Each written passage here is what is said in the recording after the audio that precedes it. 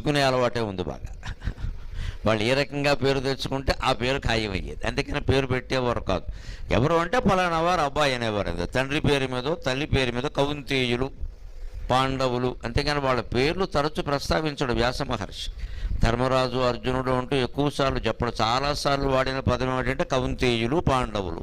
కౌంతేయులు అంటే కుంతి కుమారులు, మాద్రేయులు అంటే మాద్రి కుమారులు, పాండవులు అంటే పాండురాజు కుమారులు.